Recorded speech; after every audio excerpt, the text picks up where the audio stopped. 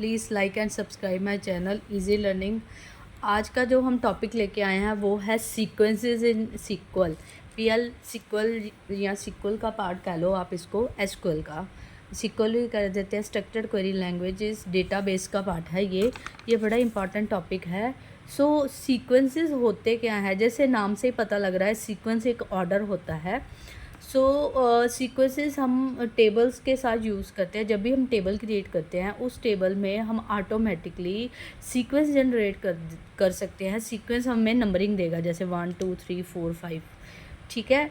ये एक user defined procedure है, मेथड है, स्कीमा है, जो यूज़र अपनी मर्ज़ी के हिसाब से एक सीक्वेंस नंबर जनरेट कर सकता है।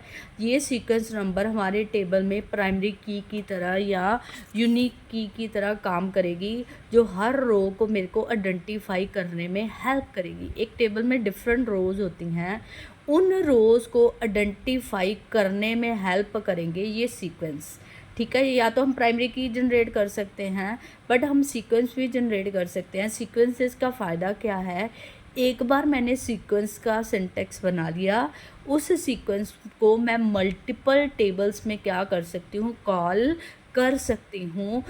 हम कह सकते हैं सीक्वेंस हम असेंडिंग या डिसेंडिंग ऑर्डर में भी बना सकते हैं। Sequence means order 1 2 3 4 ascending, 5 6 5 4 3 2 1 descending.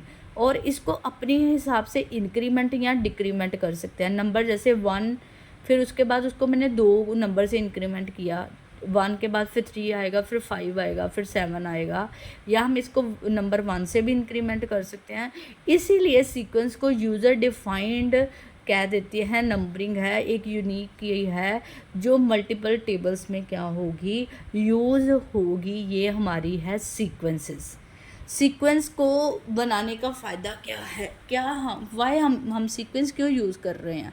हमारे पास प्राइमरी की भी है, बट इसकी एडवांटेजेस है, इसलिए हम सीक्वेंसेस को यूज़ कर रहे हैं। पहला फ़ायदा, generating a sequence number not a difficult work.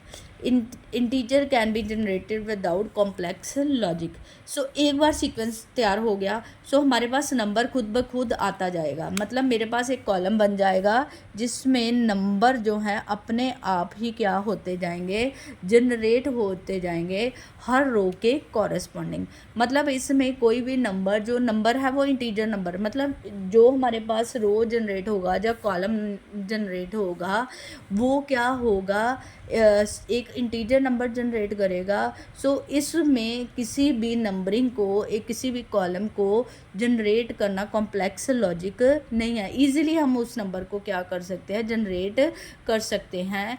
एक बार सीक्वेंस का सिंटेक्स बन गया, उसको मल्टीपल टेबल्स में क्या कर सकते हैं, यूज़ कर सकते हैं। आपको मेरी बात आगे इसकी एग्जांपल में समझ आ जाएगी। नेक्स्ट क्या है, सीक्वेंस क्या है, फ्लेक्सिबल है, ठीक है। इसमें हम फ्लेक्सिबल है, फ्लेक्सिबल इन द सेंस कि इसमें हम अपनी मर्ज़ी से मैक्सिमम लिमिट भी दे सकते हैं। इसको नंबर्स को हम असेंडिंग ऑर्डर में भी जनरेट कर सकते हैं, डिसेंडिंग ऑर्डर में भी हम क्या कर सकते हैं, जनरेट कर सकते हैं। इसलिए हम कह सकते हैं सीक्वेंसेस क्या है, फ्लेक्सिबल है in terms of maximum value, ascending order और डिसेंडिंग ऑर्डर, ठीक है। ये सारी बातें आपको एग्जांपल में क्लियर हो जाएंगी।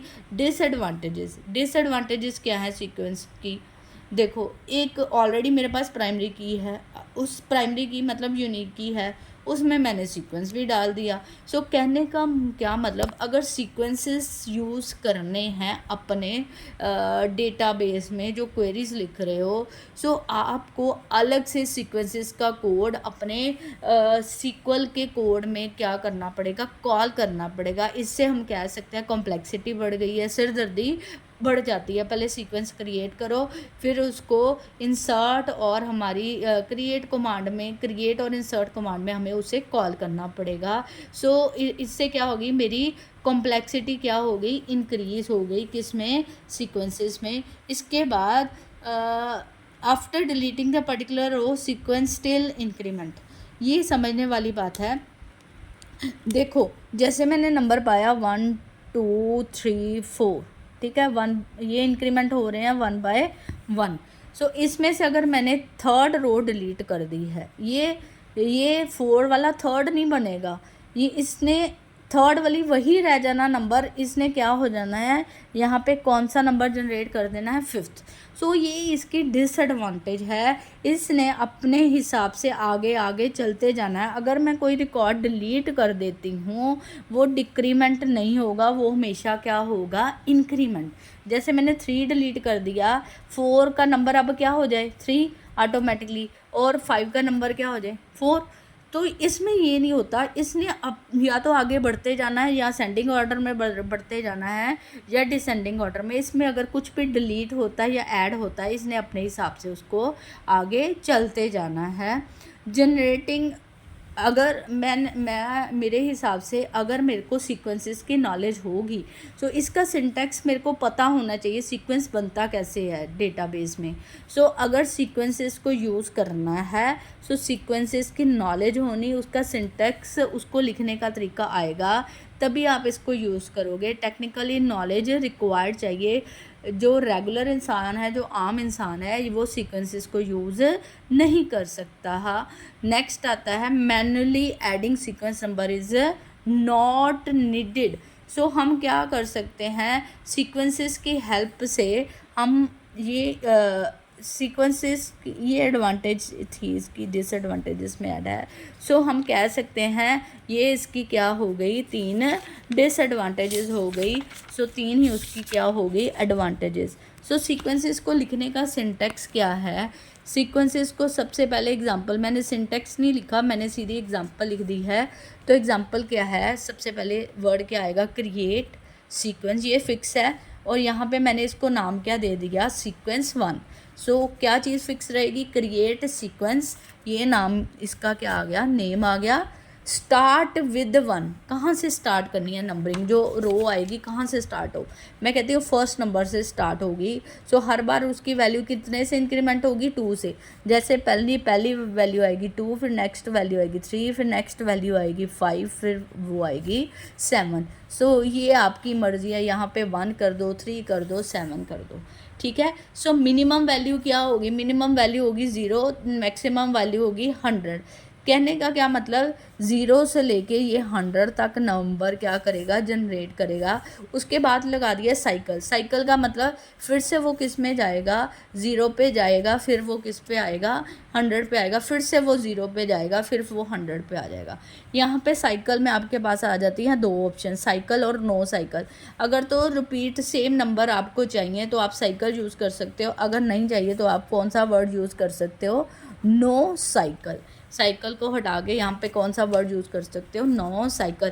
इस तरह से हमने सीक्वेंस को क्या किया, पहले क्रिएट किया। ये सीक्वेंस मैंने क्रिएट कर दिया, सीक्वेंस का नाम क्या हो गया, सीक्वेंस 1, जो 1 से स्टार्ट होगा, जो इंक्रीमेंट 2 होगा, जिसकी मिनिमम वैल्यू 0, और 100 जिसमें मैंने साइकिल रख दिया है, ठीक है। ये सीक्वेंस क्रिएट हो गया। जो एक बार क्रिएट होने पे हम इसको मल्टीपल टेबल्स में क्या कर सकते हैं, कॉल कर सकते हैं। अब इसको कैसे यूज़ करते हैं टेबल्स में, वो देखेंगे। Use of sequence in database query. सबसे पहले मैंने क्या किया, क्रिएट किया टेबल एम्प, ठीक है।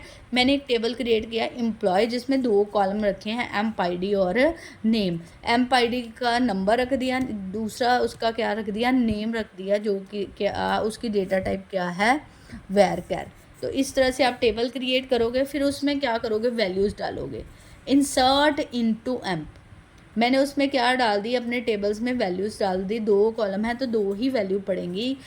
जहाँ पे मेरा एम्प आईडी था, एम्प आईडी का मतलब कोई यूनिक आईडी है, वहाँ पे मैं किसको रेफ़र कर रही हूँ, सीक्वेंस नंबर को, डॉट नेक्स्ट वैल्यू। सो मैंने किसको कॉल कर दिया, यहाँ पे फर्स्ट कॉलम में सीक्वेंस को कॉल कर लिया, और दूसरे पे मैंने क्या ऐड कर दिया, ऋतु। उसी तरह मैंने जब नेक्स्ट रो ऐड की, उसमें मैंने दोबारा किसको कॉल कर दिया, सीक्वेंस को, नेक्स्ट वैल्यू आ जाएगी, और नाम क्या ऐड कर दिया, किटी। सो इस तरह से तभी कहते हैं सीक्वेंसेस का फ़ायदा है, एक बार सीक्वेंस क्रिएट कर रही डिफरेंट टेबल में, इसी नाम से हम रेफ़र करके उसको क्या कर सकते हैं, कॉल कर सकते हैं। सो यही इसका फ़ायदा है। नुकसान क्या है, अगर मैं कुछ डिलीट करती हूँ वो नंबर चेंज नहीं होगा, 3 वाला नंबर वही रहेगा, नेक्स्ट नंबर आ जाएगा, ये खाली ही छोड़ देगा। सो ये इसका नुकसान है। तो बस इस तरह से हम सीक्वेंस को क्या कर सकते हैं, यूज़ कर सकते हैं डिफरेंट टेबल्स में। ये इसीलिए ये कहते हैं यूज़र डिफाइंड है। यूज़र डिफाइंड क्यों है? यूज़र इसका स्टार्टिंग बता रहा है, यूज़र इसका साइकिल बता रहा है, इसको अपनी मर्ज़ी से इंक्रीमेंट कर रहा है, तो इसी वजह से इसको सीक्वेंस को यूज़र डिफाइंड हम कह सकते हैं।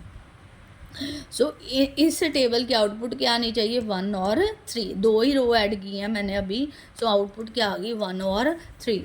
I hope you like the topic. Please like and subscribe my more video for more knowledging topics for about topics.